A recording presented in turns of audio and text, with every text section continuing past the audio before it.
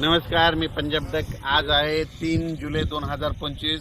पूर्व विदर्भ आणि पश्चिम विदर्भ म्हणजे ह्या 6-5-11 जिल्ह्यामध्ये भाग बदलत पाऊस पडणार आहे. त्याच्यानंतर तो पाऊस हिंगोलीकडे येईल काही भागात, त्याच्यानंतर तो परभणीकडे येईल, बीड जिल्ह्यात काही जाईल, जालनाकडे राहील, बुलढाण्याकडे राहील, तिकडे जळगावकडे देखील राहणार आहे. पण राज्यात मात्र सध्यानं 6 तारखेपर्यंत असाच भाग बदलत पाऊस पडणार आहे म्हणून हा अंदाज लक्षात येतं. सांगायचं झालं तर 10 जुलैपर्यंत असाच वेगवेगळ्या भागात पाऊस पडणार आहे. सर्वदूर पडणार नाही म्हणून हे सर्वांनी लक्षात घ्यायचं. जिकडे पडला तिकडेच पाऊस पडणार आहे. ज्यांना सोडून दिला त्यांना सोडून देणार आहे. म्हणून जशी शेतीची कामं करायची वेळ असेल तशी तुम्ही शेतीची कामे करून घ्या. कारण की राज्यात असं सध्या तरी सर्वदूरचं वातावरण नाही. फक्त जास्त वरून राज्याची कृपा मात्र नागपूर, वर्धा, भंडारा, यवतमाळ, त्याच्यानंतर अमरावती, अकोला, बुलढाणा, त्यानंतर जळगाव, त्याच्यानंतर इकडं धुळे, नंदुरबार या भागाकडे जरा वरून राज्याची जास्त कृपा आहे. सध्या तरी पाऊस 10 तारखेपर्यंत त्या पट्ट्यामध्येच पडणार आहे.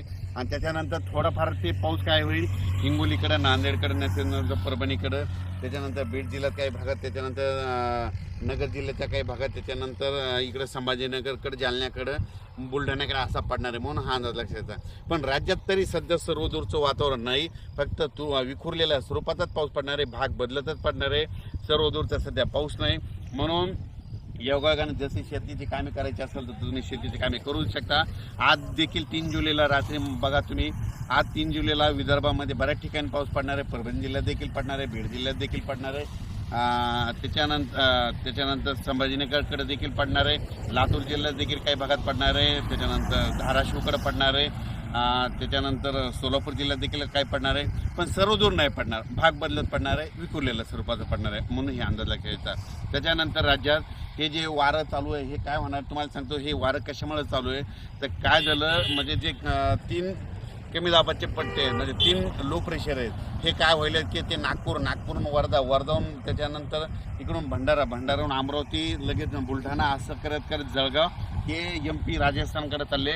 तिकडे जास्त जात असल्यामुळं आपल्या महाराष्ट्रामध्ये हे पाऊस जास्त सर्वदूर नाही.